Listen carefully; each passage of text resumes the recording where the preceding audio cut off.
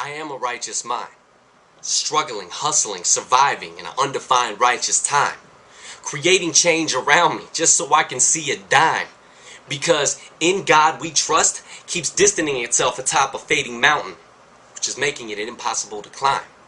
Now, take what you've learned from the true few teachers we have left, because the air is thin in the world we're in and nothing is certain except taxes and death. So live happy, full, fast, hard, to the extreme with confidence, and forgive as much as you can, because you don't want to say, I wish I had done that, or I wonder what would have happened, before you take your last breath. You see, I'm here to live a life, not have a life live me, not to be led by in God we trust, who in actuality has no consideration for God, but only money, power, and greed, who will kill you with alcohol and cigarettes, but will look down upon and punish you just for smoking some weed as they advertise their own brand and show you images of suffering as they introduce a new disease. That's not me.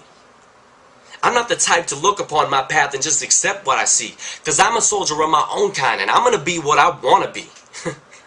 And listen, my brand is not weird, but it's rather unique. You know, and some say that I'm a rebel, but how can that be when everything that I preach is what the majority thinks? Just look in the mirror and ask yourself if this is what you thought you would be. Or have you become what they wanted by getting your BA in BS, which is just a bullshit degree? Now, I'm not against education, but I am against wasting time in hidden thieves, like 4 and 5 years of student loans and top ramen with homework from a class you don't even need. Now, what I say you might hate, you might even disagree, but the beauty of a free world is that I can express myself with any words and believe what I want to believe. But unless we make a change, the world is always going to have suffering and pain. And in God we trust will keep using the news as soap to keep washing your brain, so you only live in fear underneath their clouds, while they control all the reins.